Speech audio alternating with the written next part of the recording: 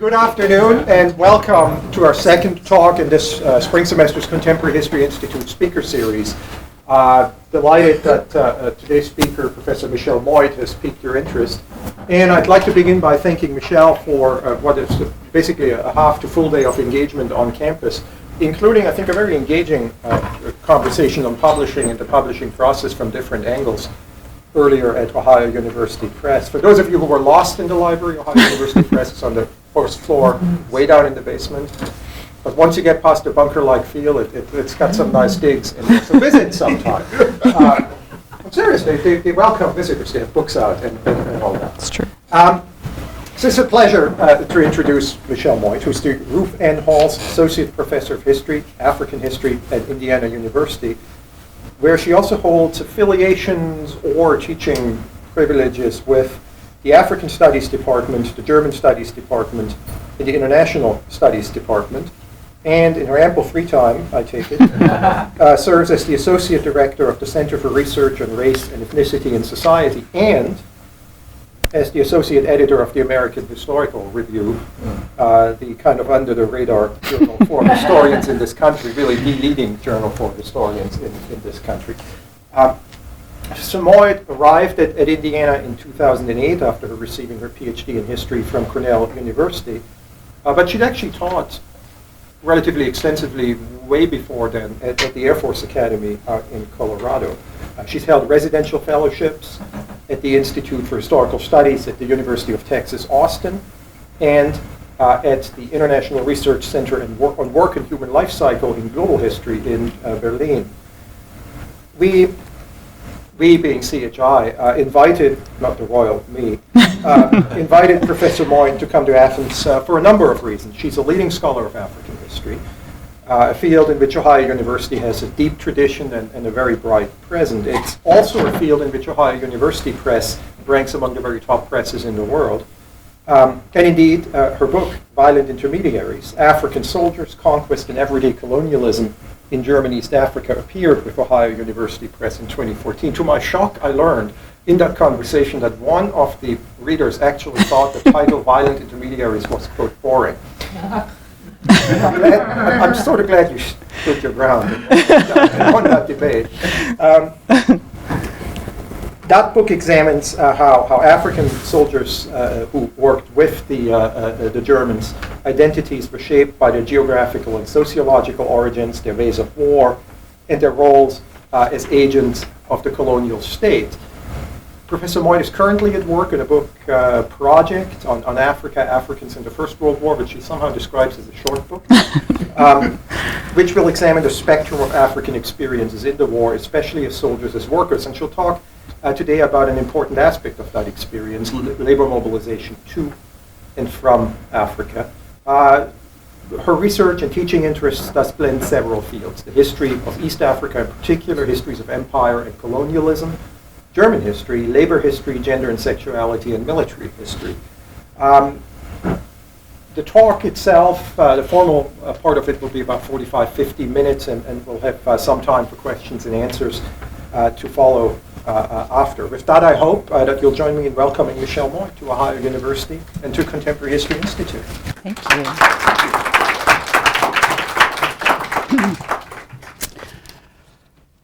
Well, thank you so much, Professor Trauschweitzer, for the introduction, and I'd like to also thank Connie Hutchins for all of the work and arrangements in getting me here today.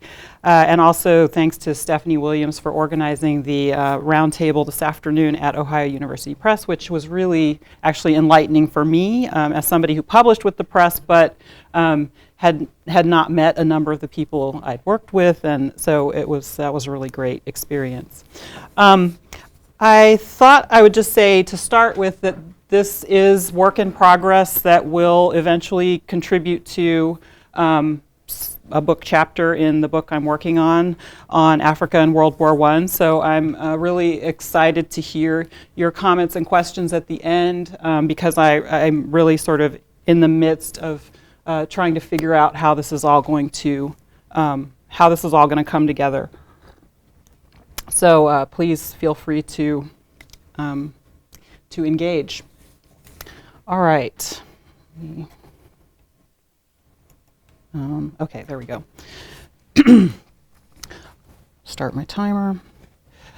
On the 6th of July, 1916, the Gold Coast Expeditionary Force, the GCEF, embarked on a transport ship destined for German East Africa. The unit's strength was just over 1,400 men, including 980 rank-and-file soldiers, 177 so-called specially trained carriers who were attached to a machine gun battery, 204 other carriers, and 11 so-called native clerks.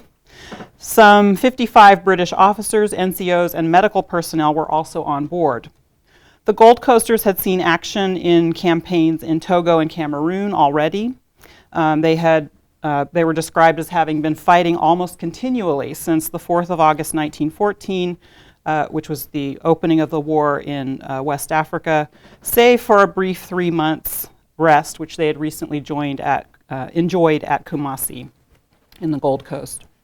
According to Sir Hugh Clifford's regimental history of the GCEF, which was published in 1920, quote, "They were thoroughly well-equipped and thoroughly seasoned troops, with achievements already to their credit of a kind that had filled the colony to which they belonged with pride," unquote.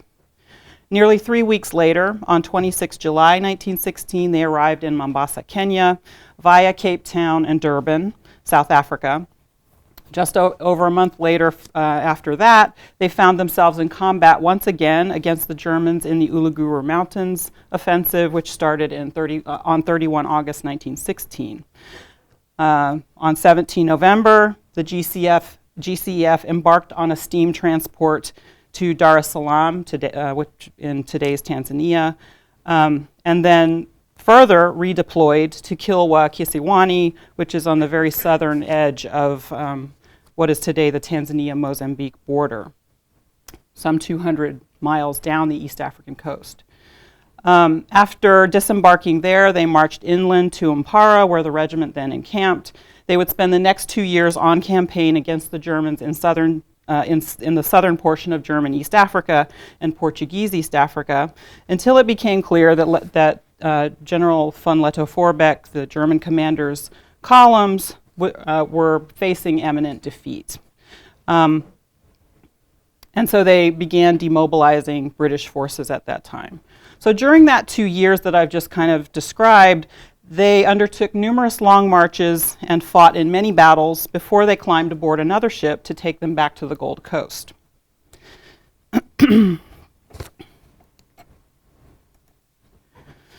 During World War I, hundreds of thousands of soldiers and laborers from Africa traveled great distances as part of the war effort. These included men recruited to fight in various European colonial armies and labor contingents that worked at European ports and other sites.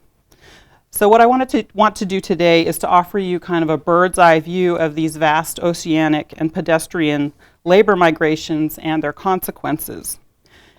I also reflect today on individual experiences of wartime travel, which could be harrowing, disorienting, and deadly. I think both of these perspectives are necessary for understanding the massive scale and effects of this unprecedented mobilization for war and its heavy reliance on various forms of African labor. What links these two registers in thinking about the place of Africa and Africans in World War I is mobility. In a war that continues to be represented as static because of the dominant focus on the Western Front as the main theater of war, which is typically represented as the theater that mattered the most in the war, I try to highlight African campaigns and the movement of African peoples to and from various theaters as a way of highlighting the actual mobility that was required to make the war effort possible. As one historian argues, quote, African interactions with the rest of the world have been more extensive and less unidirectional than many, if not most, global histories acknowledge. Moreover, African societies are far from static. Mobility has thus become an increasingly important theme in African history and can be seen as a way of life in much of the continent. And I very much agree with this, so that's sort of where I'm coming from today. I'll just take a moment to talk about this map briefly.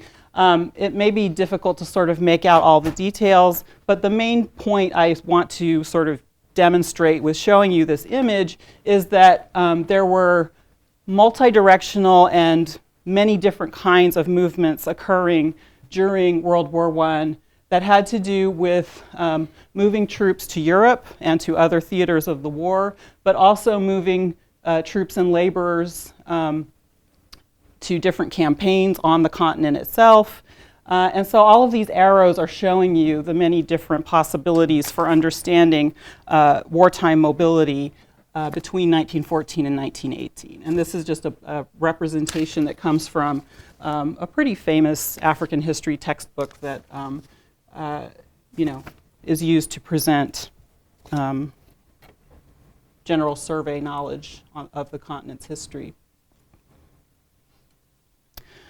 So what I'd like to do in the time that I have today is kind of go through these 4 sections. I'm going to talk briefly about the background of the war, just to give you some touchstones for understanding the conflict. I'll talk about African experiences of mobility during the war, the effects of these mobilities on African, mostly men themselves, and then some concluding thoughts on the meanings of demobilization and what all of this means for global history.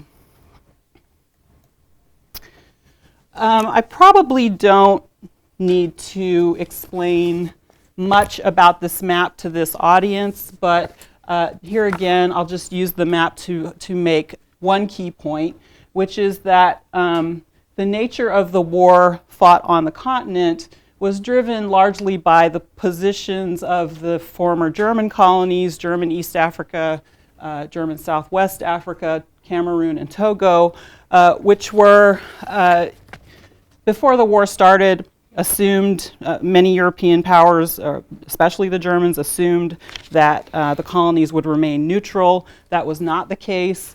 So immediately in 1914, you saw the Entente powers mobilized to try and capture the territories that belonged to the Germans. And if you look at the map in terms of the geopolitical placement of the Entente powers, you can see that Germany is in a pretty dire situation.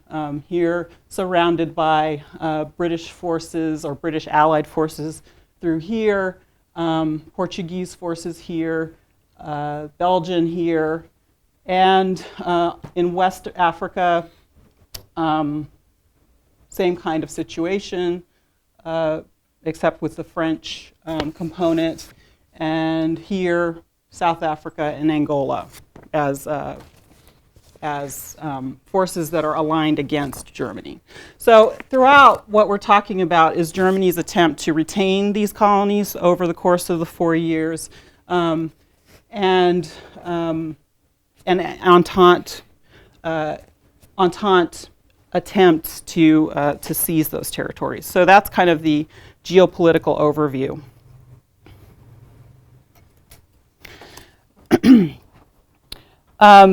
Although it's often assumed that the war started in Europe, there is also a case to be made that it started in West Africa, because according to British military histories, the very first shots fired by British troops were fired by this man, Alhaji Grunshi, who was a Gold Coast Expeditionary Regiment soldier who has received the attribution of having fired the first shots in the Togo campaign.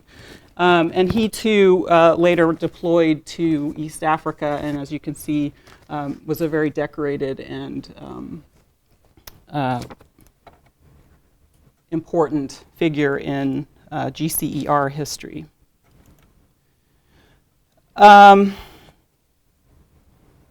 And so I just come back to this map to, again, try to emphasize the vast distances that we're talking about in narrating a history of the war in Africa. I'll just give you my kind of basic lecture that I give to students, which many of you may already be familiar with, but the kinds of distances we're talking about here are, so one good comparison is that the territory that is today the Democratic Republic of Congo, what was then Belgian Congo, is approximately the size of the United States east of the Mississippi River. So, so if you can use that as a scale, it gives you a sense of some of the vast distances that we're talking about when we think about moving soldiers and laborers from, say, South Africa to German East Africa, or from West Africa to German East Africa, as was the case with the GCER.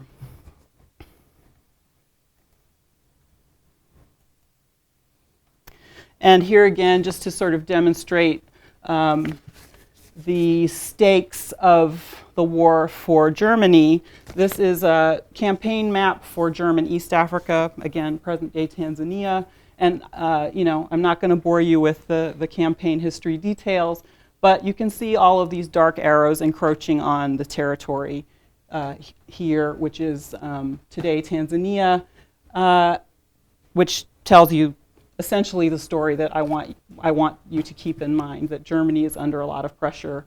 And at a certain point, Leto Vorbeck, the German colonial army's commander, decides to cross over into Portuguese East Africa, and for the last year and a half or so of the war, of the campaign in East Africa, that meant that all of the Entente forces essentially followed behind him into neutral territory, and he finally surrendered in November of 1918 here, approximately 2 weeks after the armistice in Europe.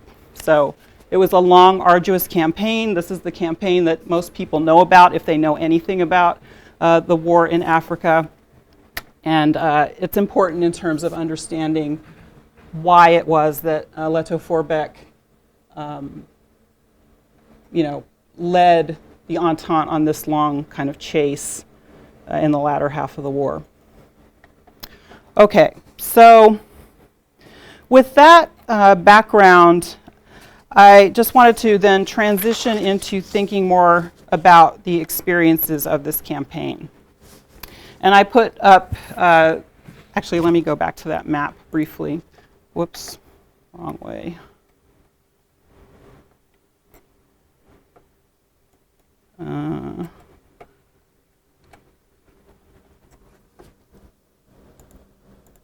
Okay. So one last point I wanted to make in terms of understanding the experience of mass mobilization before I transition to talking about the shipboard experience. So I've already mentioned the kind of vast distances that have to be traveled in order to transit between different parts of the continent.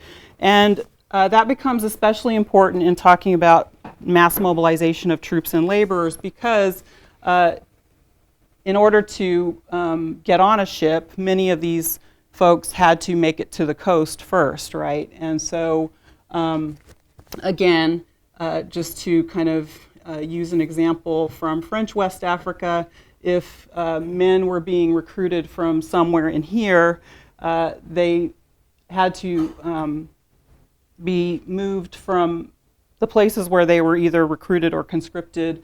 Then usually they were staged in camps, and then at some point they get to the coast, they get on ships, and they are sent to France or some other destination, just as an example. So in most of these remote areas, they're quite unconnected to rail networks or navigable waterways, and so that meant that these troops were marching sometimes hundreds of kilometers overland to get to places where they could embark on the next form of transport. Of course, in these training camps, they're facing unsanitary and crowded conditions, which could cause relatively high mortality rates in some of these spaces before they embarked. And just to give you a sense of the kinds of numbers, in French West Africa, the the French military authorities were able to requisition about 20 local merchant ships to start transporting troops to France. On average, each of those could carry about 1,200 men. It was an 8 to 10 day journey or voyage from Senegal to France. And so those are the kinds of conditions under which men were being moved to different theaters. All right, so this next slide is just an example of a troop ship that was kind of the model for moving men in this fashion. And I will come back to this ship in particular later in the talk because it actually has a specific historical significance. But for now, I'm just using it as a placeholder to give you a sense of what these ships looked like. So I began the talk by describing to you this kind of long unit history of the Gold Coast Expeditionary Regiment and their trip to East Africa.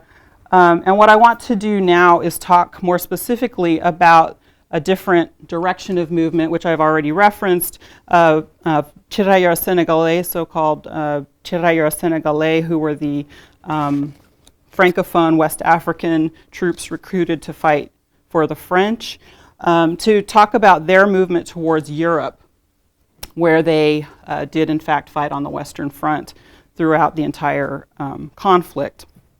So the historian Joe Lunn, who has spent decades of his career actually researching these men, the Tirailleurs Sénégalais, offers some really poignant perspectives on the challenges of traveling by ship to the Western Front for the approximately 180,000 Senegalese troops who made the voyage to France. And so I'm quoting him here. For nearly all Senegalese, the voyage to France represented a journey beyond the bounds of previous knowledge, unquote. He argues that most had never had so-called direct, or quote, direct contact with France, had never been on a ship, had never seen the ocean. So to continue, he points out, as the result of extensive research, oral histories that he did with veterans, Tirailleurs Sénégalais veterans, who were at the time that he interviewed them, probably in their 80s, 70s and 80s. Many of them reported feeling quite apprehensive about the journey ahead of getting on the ships. And he actually found links in these men's testimonies between the experience, sort of remembered cultural narratives about the transportation of enslaved people on slave ships, so that this kind of historical memory of the transatlantic slave trade actually gave these men the sense, and their kinsmen the sense, that they might not ever return, right? So in thinking kind of broadly about the meanings of this history for other kinds of, global history, this is one interesting kind of connection that can help us understand the nature of resistance to recruitment and conscription in West Africa that occurred during this time, that, you know, people living in this region understood this labor mobilization as potentially one in which they would lose many of their kinsmen and never hear any further news. With few exceptions, Senegalese recruits who traveled to France by ship experienced it as, quote, an arduous and sometimes terrifying ordeal. They endured appalling conditions both before and during the trip due to overcrowding, lack of movement, extremes of cold and heat, seasickness, other illnesses, dehydration, storms, fear of torpedoes, the terror of being on a ship when one doesn't know how to swim, perhaps. Generally degrading conditions such that men who died, for example, on board the ship were often, quote, unceremoniously carried on deck and dumped into the sea, according to testimonies collected by Joe Lunn. He also addresses the issue of coping mechanisms for these men, which, as you would expect, involved, for example, prayer, engagement in activities to pass the time, such as playing games, conversation, etc. But the realization that there was nothing one could do except be in the ship until one got to one's destination also conditioned these men's memories of the experience of being transported to the front. Following arrival in France, the experience that many men pointed to in their testimonies was one of disorientation and, quote, of everything being new and strange. They found especially interesting and remarkable the character of French cities, the fertility of the countryside, and what they called the disconcerting sight of the local inhabitants. This image, or these two images, come from a book that was actually put together by an American soldier who recorded his experiences on the Western Front by drawing these kinds of portraits of the people that he encountered in his day-to-day of being a driver with the French army. The book includes images of all kinds of different troops. He's especially interested in the American Expeditionary Force, of course, but it's also then fascinating that he includes drawings of men like these who clearly are from Africa or from the Middle East. This text here says an African Mohammedan, an Indo-Chinese Annamite, and a prisoner who all crack rocks 9 hours a day for the roads of France. So he's capturing here some really interesting reflections on the nature of labor in this part of the war.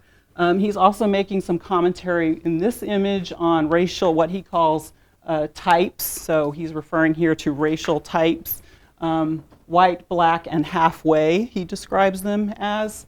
This says from Algeria, a Zouave, also from North Africa, from Morocco. So this imagery, I'm still kind of thinking through how it features in my larger project, but the point I really want to make here is simply that for men being deployed from the African continent, they would have encountered not just the white troops from France and the AEF and whoever else, but they would have also encountered other African men and people of African descent. Okay.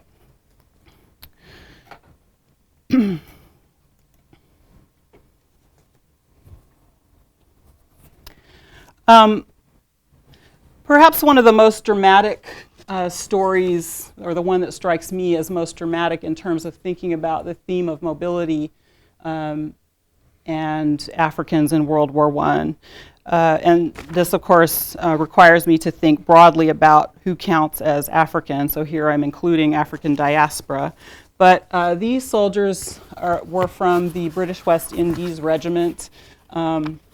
They too were deployed to fight on the Western Front, as you see here, but they also were transported to West Africa, where they fought in the Togo and Cameroon campaigns. And from there, they were redeployed to East Africa, where they fought in the East African campaign. And so, I mean, in terms of thinking about these mass movements of troops, it's striking to me that men from the West Indies are being mobilized as part of the British Empire to these very distant sites and to these contexts where they would be encountering other black people, but from very different sort of imperial experiences and vantage points.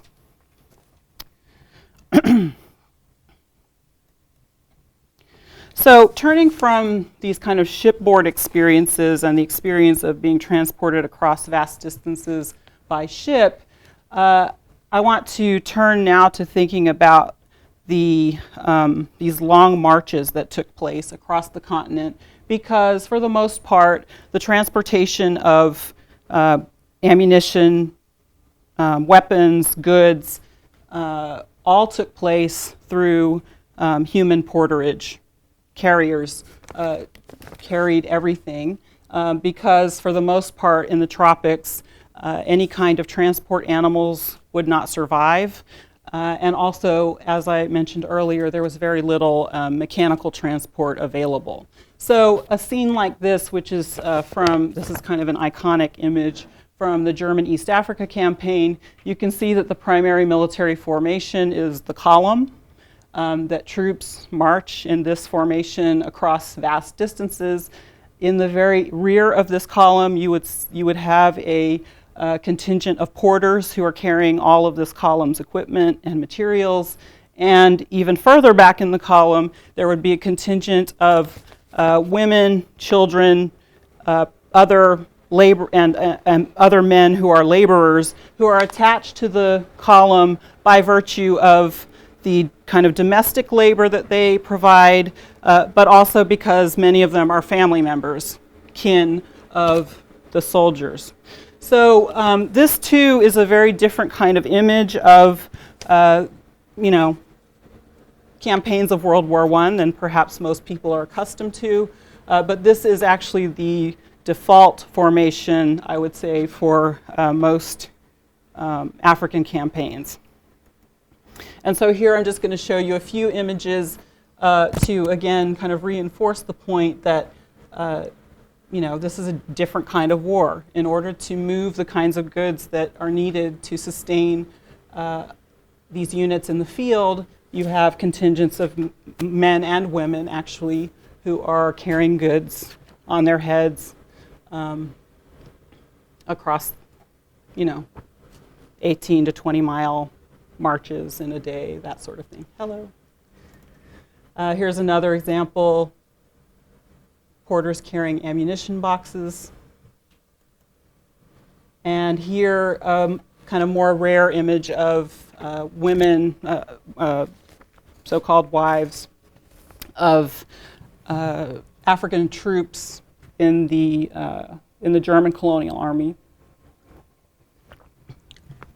Again, providing head porterage.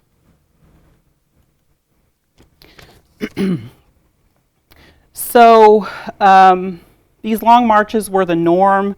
As I said, they were themselves could be quite treacherous for a variety of reasons. In the East African campaign, not least because people were crossing areas where wild animals could be quite dangerous. And in this case, what you see is a river crossing in which troops are using a kind of barge to get across a river.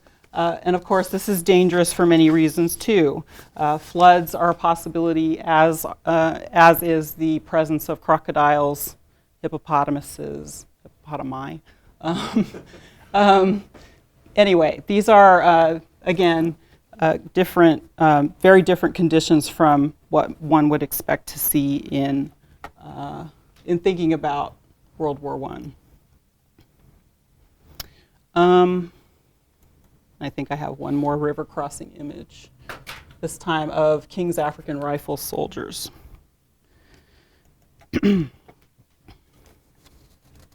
So just to sort of close out that kind of section on movement by foot, I hope that kind of gives you a sense of the possibilities of a different range of risks and the toll that that would take on men who are constantly on the move and subject to the conditions of whatever land they're moving through. Okay, so I told you I would come back to the ship Mendi, and this is where I want to transition into thinking about some of the effects of the war more concretely. The SS Mendi was a ship that sunk in, in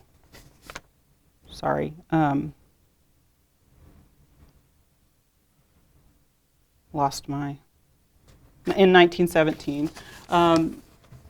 So I just want to use this as a transition into thinking about the specific kinds of effects that that shaped the experience of, or that resulted from the experience of warfare for African men who were mobilized during the war.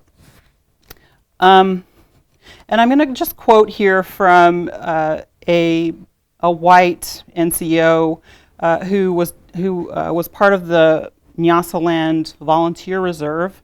Nyasaland is today Malawi, who offered a rather frank observation that brings this point home.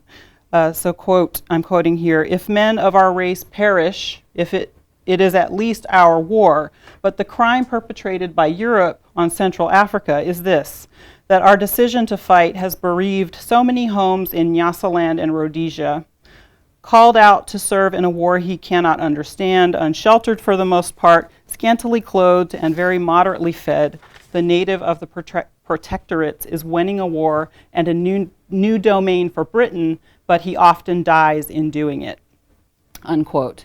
Now, I would question the overly simplistic notion that Africans did not understand the war, though certainly their understandings may have been quite different from European ones. But the general sentiment expressed here kind of rather starkly conveys what I mean by the effects of the war in this part of the talk. Africans died in and for the war's causes. African families grieved their losses, and they also had to deal with the war's devastating aftermath. Okay, so now to the Mendi. Between September 1916 and January 1918, some 25,000 black South Africans became members of the South African Native Labor Contingent, the SANLC. 21,000 of them actually went to France, where they worked as stevedores. They built roads, worked in quarries, did forestry work, and so on, and other kinds of activities at varying distances behind the front lines. One of the contingents that was sent to France in February 1917 never made it. At 5 a.m. on 21 February 1917, which was just about a week shy of exactly 103 years ago, the SS Darrow, a much larger ship, hit the SS Mendi at full speed off the Isle of Wight in thick fog, and over 600 African men died in the initial collision and subsequent sinking of the vessel. While it was hardly exceptional for combatants and non-combatants to die at sea, so here you can think of the Lusitania sinking in May 1915 following being torpedoed by a German submarine. 1,200 people drowned. 128 of those were from the United States. So there's nothing exceptional about death at sea during World War I, but there is a particular poignancy to the deaths of those aboard the Mendi, who were so close to their destination, first of all. But additionally, their deaths take on additional tragic dimensions when one considers the conditions of their lives under colonialism in South Africa. The commemoration of the SS Mendi's sinking is quite active, with a monument to them in France near Dieppe, as well as smaller ones in South Africa. And there's also significant mythology around the men's final moments before the ship sank, in which they were reported to have displayed uncommon bravery as they went to their deaths. One of the African chaplains who was assigned to the unit, who's shown here, Reverend Isaac Wachop Jabha, reportedly addressed the doomed men saying the following, quote, and the quote is up here, "Be quiet and calm, my countrymen, for what is taking place is exactly what you came to do. You are going to die, but that is what you came to do." And then he goes on to evoke the history of South African men as soldiers, referring, whoops, sorry.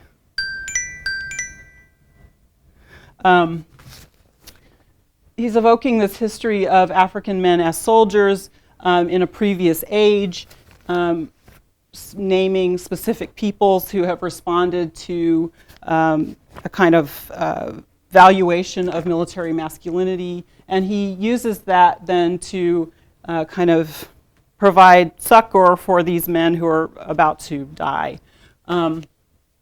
And so this quote circulates, I think, quite freely among in the kind of commemorative community around the sinking of the SS Mendi. It's an extraordinary statement, and it's one that links African men's quests for military masculine fulfillment with a past that also is related to the struggle against colonialism. So I think it's a particularly poignant example to, again, kind of raise some of these issues of what effects mobilization had on men between 1914 and 1918.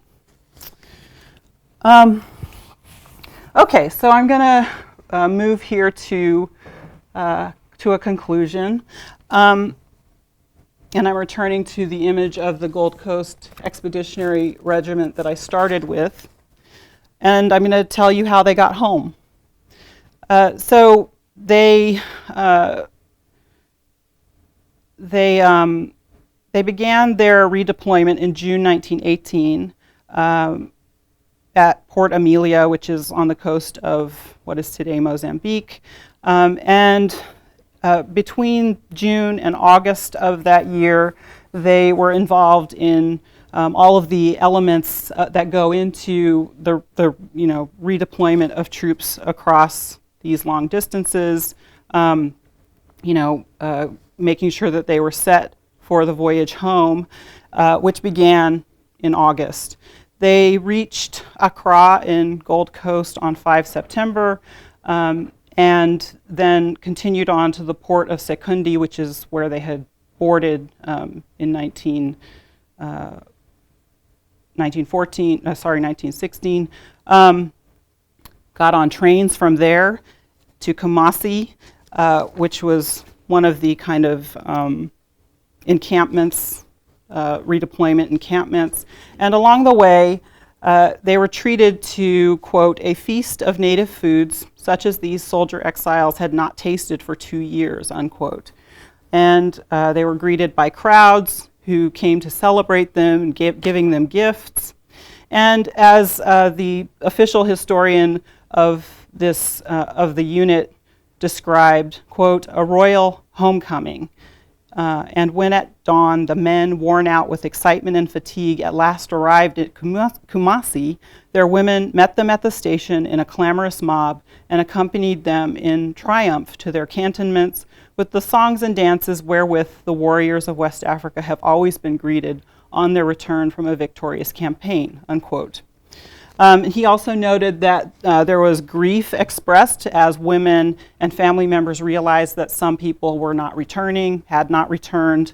And so these kinds of fragments of descriptions of African responses to the realization of the war's costs are quite important in conveying some of the effects beyond the obvious ones, such as death and injury.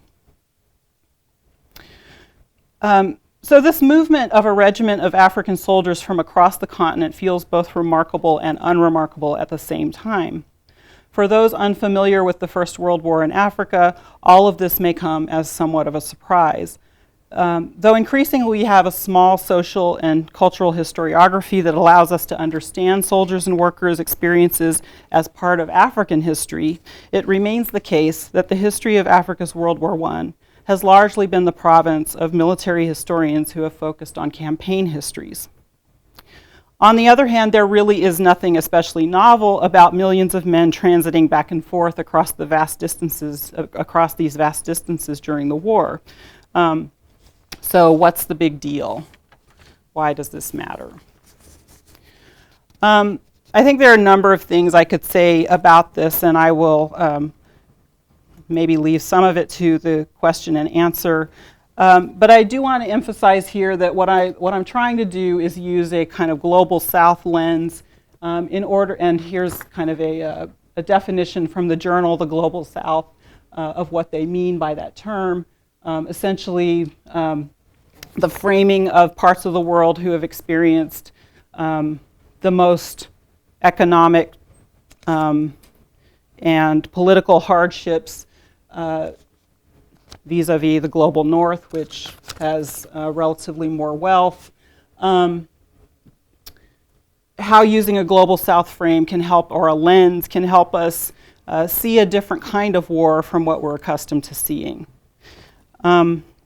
So this includes, for example, the tragedy of the spread of the influenza virus between 1919 and 1920, in which millions of people around the world died, of course.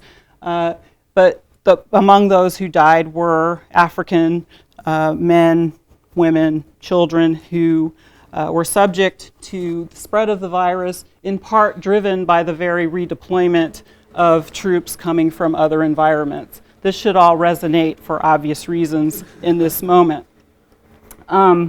Catastrophes like the Mendi, of course, which really show into sharp relief the costs borne by Africans fighting and supporting a war in which large-scale colonial, political, and military interests and priorities had very little connection to African priorities, with some rare exceptions.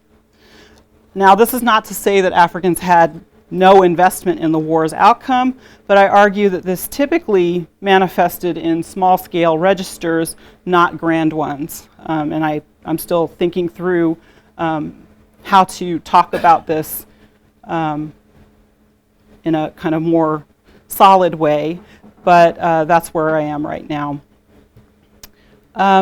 So the continuing failure to view the war from the vantage point of the African continent makes it impossible to understand some of the foundations of African organizing that began laying groundwork for important movements in the 1920s and 1930s. So, for example, the formation of veterans organizations, the rise of certain kinds of unity organizations, the rise of respectable classes of administrators, women's autonomy and self-determination. All of these kind of developments that occurred in the 1920s and 1930s have ties to the experience of World War I on the continent, but I don't think they've been drawn out in ways that I think they could be. So just to return to an image of the British West Indies experience, which again, as I said, is one of the most striking kind of examples of these vast mobilizations across vast distances. There's a lot to say about their experiences that include having experienced things like a blizzard. So in one example, in 1916, a ship that was moving BWIR men from Jamaica was diverted into a blizzard near Halifax, Canada, to avoid lurking German warships, and as a result of inadequate equipment, over 600 men suffered from exposure and frostbite, 106 men required amputations, and at least 5 died. So again, these mobilizations are taking place really only because of the connections to the British Empire that require the mobilization of men as soldiers and laborers. The costs are borne by men whose motivations and reasons for being involved in the war are probably quite different from anything that the British are conceiving. So just to end here with this quote from Mukoma wa Ngugi, who is the son, for any of you who know African literature, the son of Ngugi wa Thiong'o, who's spent his entire career really writing about the experience of, or trying to theorize decolonization and thinking about what it means to think from a global South position. He outlines here, again, what to me is an important reason for trying to view the history of World War I from this perspective of men who are being mobilized for the purposes of empire at root, right? But what it allows us to do if we open up this perspective is to realize how little we actually know about these experiences. And so that's the kind of intellectual space that I'm trying to occupy as I write this book. I'm trying to make myself uncomfortable with my lack of realizing my lack of knowledge. And by considering World War I from this vantage point, I want to try and pursue a more multi-centered understanding of global history that brings to the forefront the vast, often unacknowledged labor reserves it required to conduct warfare on the order of magnitude of World War I. The histories we know of World War I have often rendered invisible the work that was done by these 2 million Africans and many others from the global South. I haven't talked at all about the million South Asian soldiers who were brought to different theaters in the war, but there are many other stories that could be incorporated into this. So the work done by 2 million Africans and others from the global South in a war effort that considered them mere laborers, but which also set in motion new unforeseen possibilities. Moreover, the same process of making invisible the labor of Africans also obscures the degrees of hardship and suffering experienced not just by the workers themselves, but their kin and others who bore the brunt of the war's effects. So last picture. I just wanted to end with this, which is, it's a little dark. Maybe I can, maybe not. I'll just leave it. But essentially, this is an image of German East African troops, Schutztruppe Askari in German East Africa, what's today Tanzania, towards the end of the war. If the resolution of this were better, you'd be able to see that these men are wearing all sorts of uniform parts in different ways. They're wearing non-regulation headgear. Many of them are barefoot, but they're all standing quite upright. They're looking directly at the camera. And even though I know, because I've studied them for quite a long time, I know that they've undergone an arduous and very difficult campaign. This photograph suggests that they are optimistic, or at least looking forward to a different kind of future than what they actually ended up experiencing, which was because Germany's colonies were stripped from it in the Versailles Treaty. Germany lost its colonies, and these men were essentially left high and dry because they no longer had a tie to their former colonial patron. But anyway, I like to end on this image because I think it kind of gives you a sense of the possibilities that I was alluding to in that last concluding remark. So I invite your questions and comments, and thank you for your attention.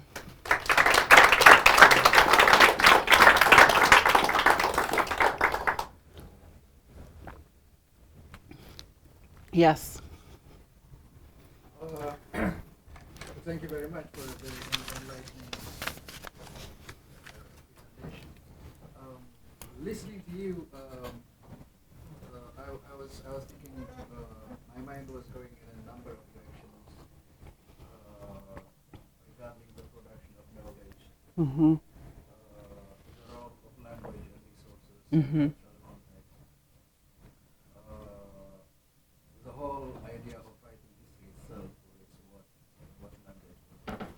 Yeah. And I saw, are you using English texts only or German? What kind of text are you using? I'm using English and German. There are some Kiswahili things that I could use, but for the most part, yeah. So where the language kind of aspect comes in the conversation, I think it would be helpful for you to think about that as well. These stories of conscripts, they exist actually. Conscripts themselves have written about their experiences in this case. Their participation in war, the First World War. I think one of my grandfather's grandfather was something that participated in Libya. My father himself was a conscript in the Second World War. I kind of wrote about the experience, indirectly translating a book which is called The Conscript. Oh, yeah. Yes, I know that book. That was me, so that exists, and there is a lot of parallels there as well. Yeah. What struck me was when you concluded your presentation, the conclusion was not he's a historian, but a novelist, a creative writer. And reflecting back on your representation, why does it matter? What is the point? So what? People have died. People have conscripted. Conscripted. Enslaved and so on and so forth. So why are we talking about this? I felt you went in the direction of I'm being practical, I'm being useful, this logic of functionality, this is good because bringing this up raises the issue of our humanness as big transnational and international. I think that is true.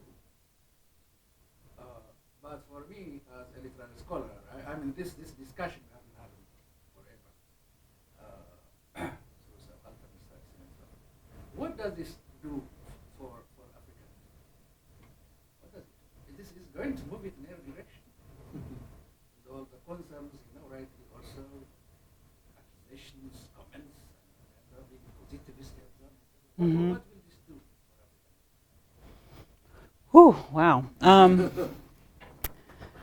Well, I guess the first way I'll answer it is that, and I am a historian, is that there is a kind of gaping hole in the way that the history of World War I is narrated, and I'm a scholar of World War I, in terms of how people understand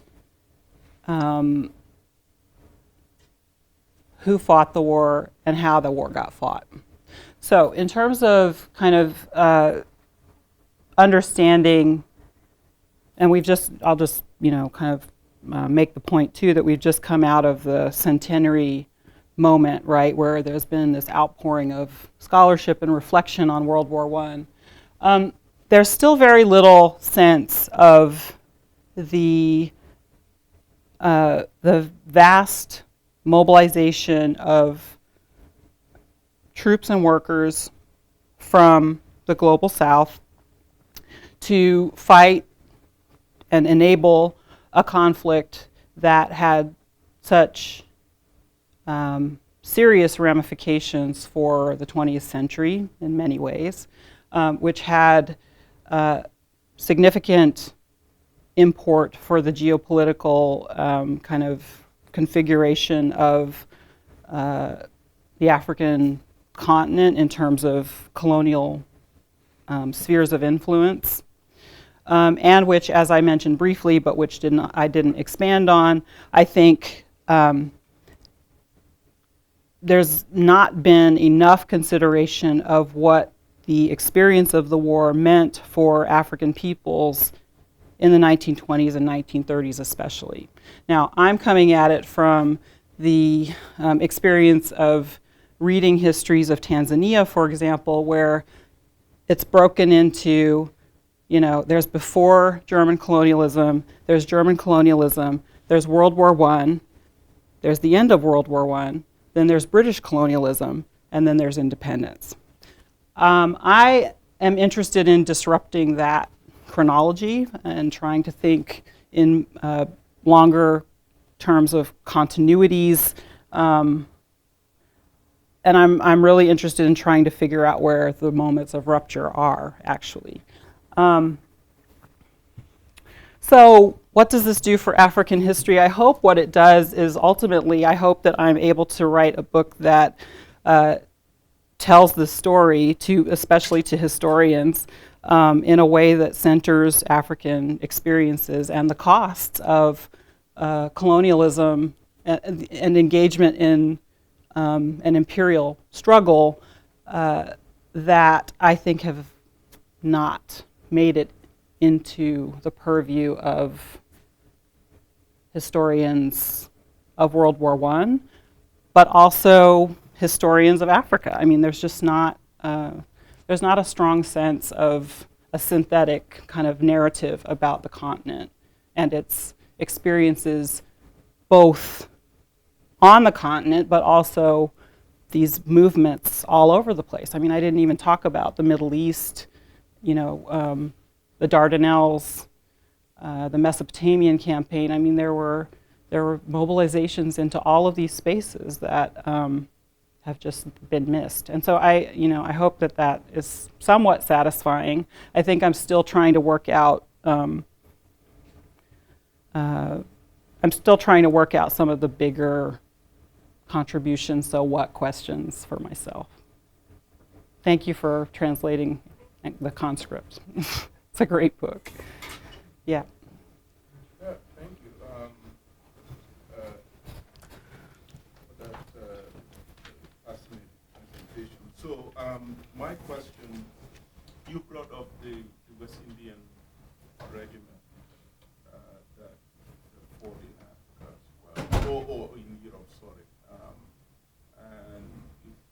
And in Africa. Yeah, it evoked question for me because West Africans and British colonial regime were familiar with West Indian troops even before the outbreak of World War I. Yeah. Being used in various campaigns or wars of pacification or whatever to conquer certain parts of Africa. Yeah. And other Africans were also used in different parts of the continent. So, in other words, the Gold Coast Regiment was used in other countries elsewhere in Africa. So mobilization of troops from one part of Africa to another part, or West Indians, and so on, was ongoing even before the outbreak of World War I. So my question is, how would you compare the earlier forms of movements of troops from between and outside of Africa with the kinds of movements that were also taking place during the war? And in thinking about also mobilization, that theme, and you raised a question, a point about memories of the slave trade also. But it made me think about an article David Richardson wrote about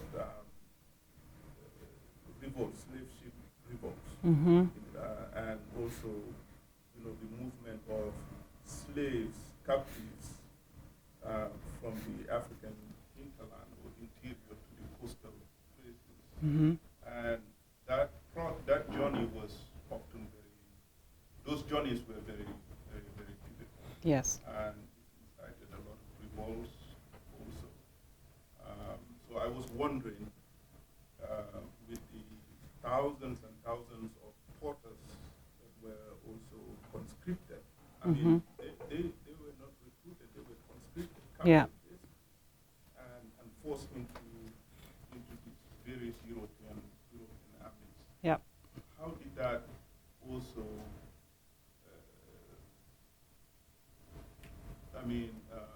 contribute to? Was there any revolts or attempted revolts or mutinies by some of these? Yeah. So on your first question about continuities, I really appreciate that that comment, because that's a history I need to learn more of. It's, again, like kind of thinking about the ways that different kinds of historiographies get siloed off from each other. I'm aware of the history of West Indian troops being deployed to West Africa in earlier periods, but I don't know the details. But I think there's absolutely a case to be made for thinking about these, the continuities of cross-imperial or trans-imperial movement of colonial troops into different contexts. The same is true of the tirailleurs sénégalais. They had already been used in France in the 1870s. So there's nothing new per se about the movement of troops to these across these distances and in these other spaces. So I guess my main answer right now is that the scale of this is different. The scale and the kind of commitment of resources to, just this kind of incredible commitment of logistical resources to the movement of men across very dangerous spaces in the cause of imperial control of more territory. Does that, you see what I'm saying? So I think I have more thinking to do on that, but I definitely appreciate you raising that, because I think there's more I can do with that kind of idea of the resonances of continued, the sense, especially among people in the kind of interior hinterland regions of French West Africa, of kind of a repeated experience of conscription campaigns that, which, yes, did cause revolts, caused people to flee, cross borders into other territories to escape, hopefully escape the clutches of people who are rounding up young men. But it's also not, it's not always clear who is being forced and who's kind of volunteering, because there are certainly circumstances where men see this as an opportunity to chart a new path into a different socioeconomic standing. But I'll definitely think more about that. Your second point on revolts. So I just alluded to French West Africa, and certainly there's ample evidence to show that there was opposition to recruitment and conscription. I can also point to I think one of the most compelling examples is from 1915 in Malawi, Nyasaland, when John Chilembwe mobilized. So John Chilembwe was a U.S.-trained, actually, pastor, preacher who returned to Nyasaland and built a congregation. And as recruitment and conscription of men in Nyasaland for the East African campaign, both soldiers and porters, gathered strength, colonial effort to draw men into these armies, he became incensed at the the continued sort of abuse and wastage, this word wastage of people, and he encouraged his parishioners to go to war against the British. And so there was actually a rebellion that took place in Nyasaland in 1915 that resulted in the deaths of several settlers and Askari there. And of course, it was brutally put down, repressed. John Chilembwe was executed. But that, to me, is a kind of very striking example of a decision on the part of one African community to not accept these conditions of being forced into a labor relationship that was kind of the height of a long history of exploitation. I was wondering if you could talk a little bit about when you concluded this part, talking about the picture, you were saying that these young men were kind of left high and dry by the Germans because they lost their colony. I mean, Yeah.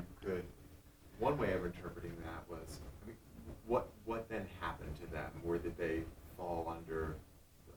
They were then. Can you continue the story? And I guess the bigger question is,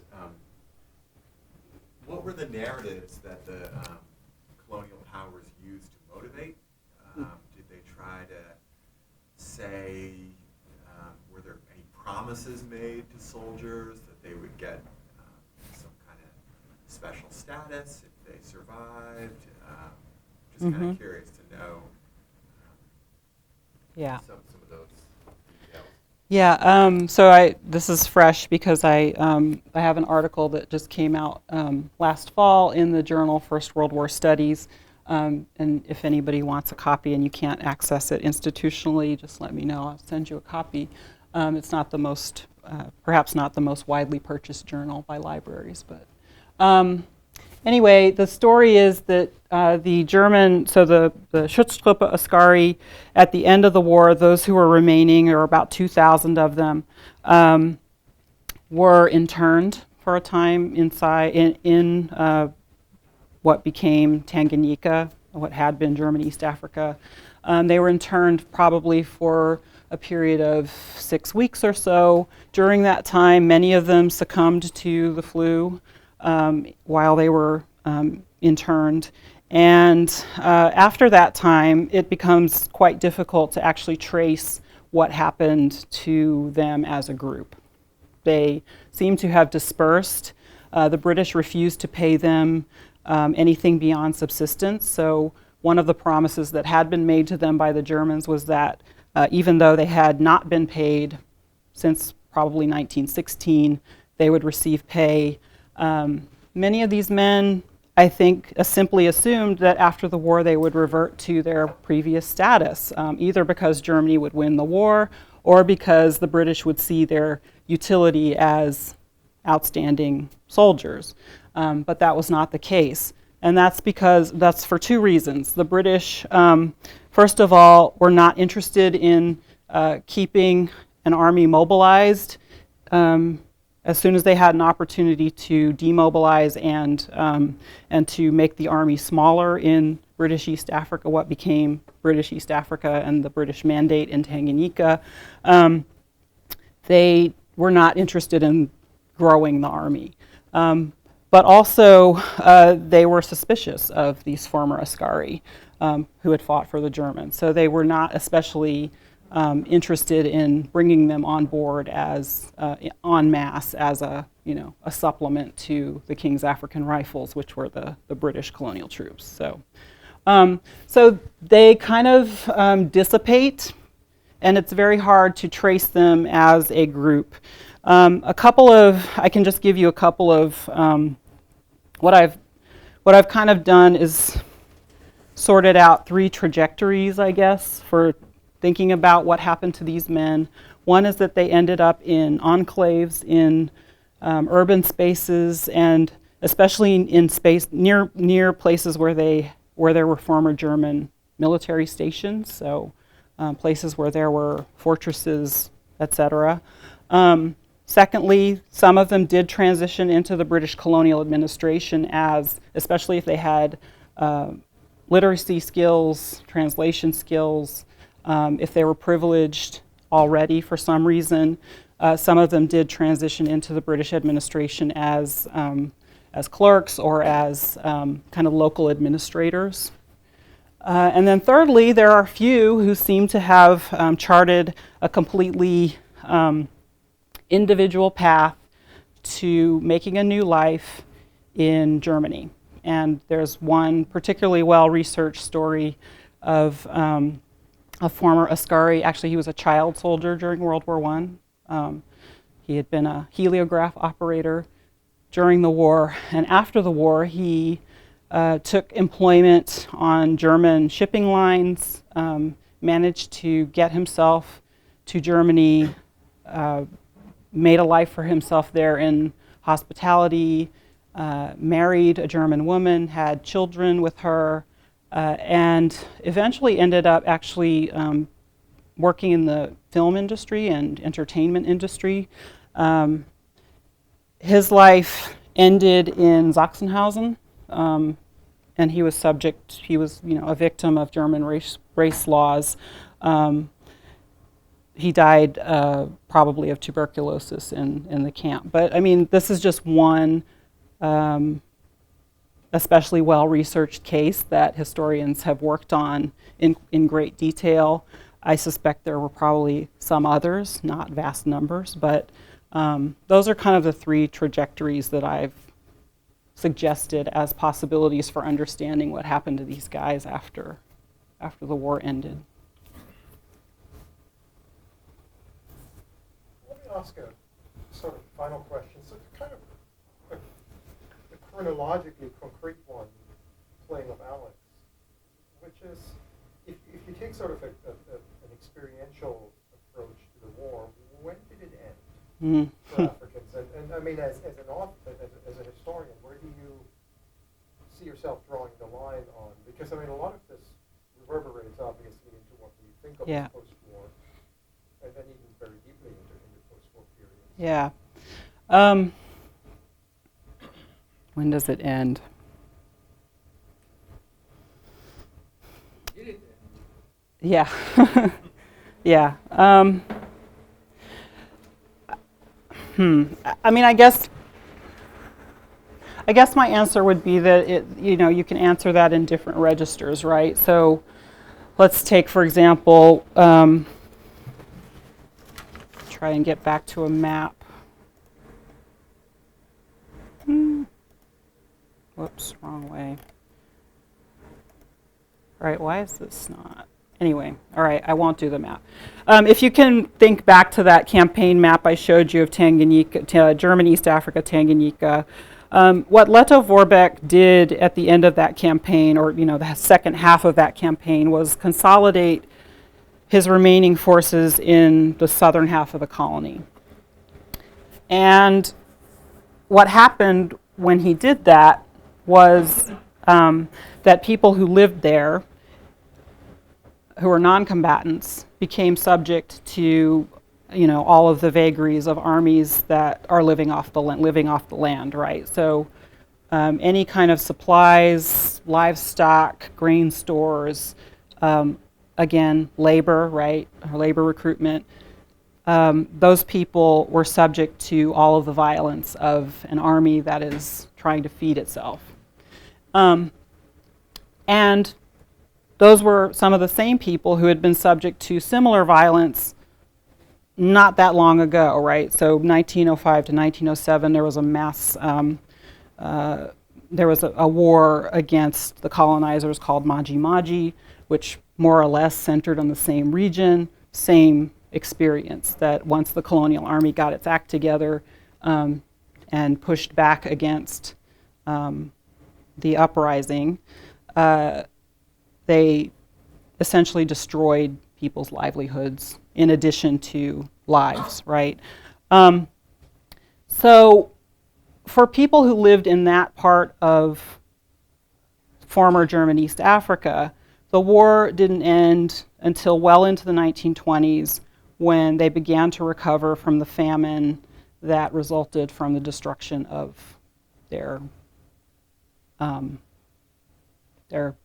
livelihoods, right, and their goods, the things that helped them survive, and that they could get back to a planting and harvesting schedule, and all of these things. Mid-20s, I would say. For others, for people who are sort of trying to transition into this new into this new British administration, you can see they kind of make the transition right away. Like they find their path and they sort of move into it quickly, and they make lives for themselves that are quite, in the end, quite influential. They're, people who become part of colonial sort of contingents that visit Britain to have an audience with the Queen to talk about how British East Africa is going to be configured and things like that. So that's a good question. I'll have to think more about other registers that one could consider it, but the one that is most kind of compelling to me is the one that considers the victims of these multiple, so, there's Leto Forbeck's army, but then there are also all of the Entente forces who are trying to make Leto Forbeck stop fighting. And then it goes into Portuguese East Africa too, right? So, yeah. Well, and that's justifying there. You have to kind of retrace the homecoming and reintegration. Yeah. Yeah, and I mean, this history of demobilized troops as well is one that for French West Africa is better researched and better understood. And I know far less about what happened to, say, SA and LC men who returned to South Africa, what it was like for them to re-enter. So there's a lot more to do.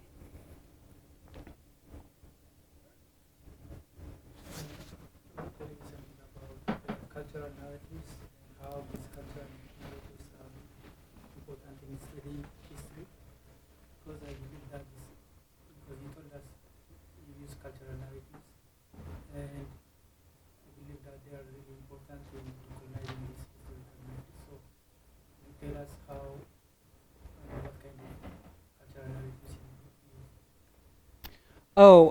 use? I mean, I think the main one that appeared in my talk is the research that has emerged from studies of the tirailleurs Senegalais who describe the experience of returning to West Africa after having been abroad as,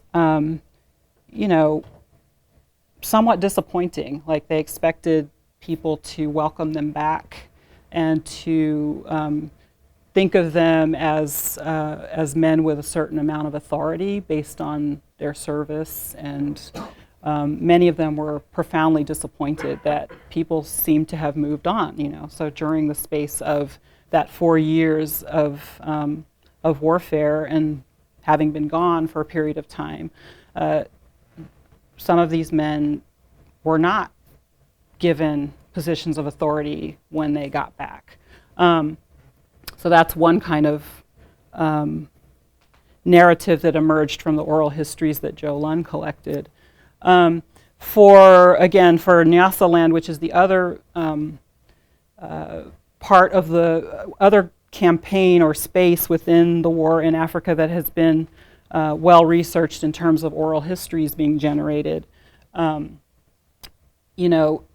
campaign there, the war in that part of the continent is understood as a war for nothing, right? I mean, they have specific language in Chichewa that expresses this notion of having gone to war for no purpose, right? So again, in terms of how people talked about the experience of having fought or labored in this campaign, there's a strong sense of, having done their part, but then there's nothing to show for it, right?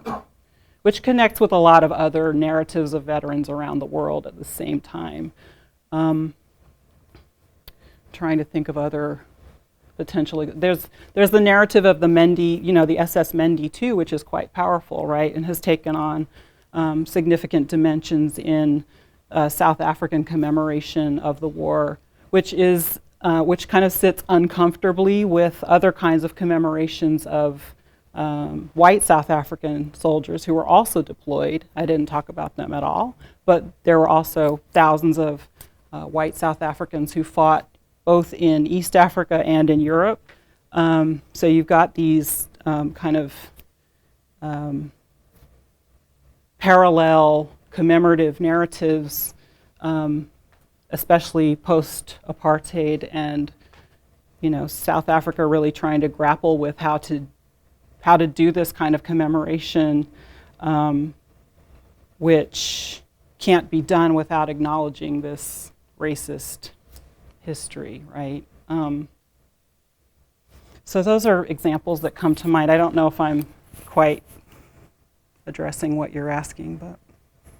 Well, let me thank you very much, and also point out that I neglected to mention earlier, there is an opportunity to purchase your very own copy of Violent Intermediaries. Maybe you can get it signed. Thank you very much, and thank you very much. Thank you so much. That was great.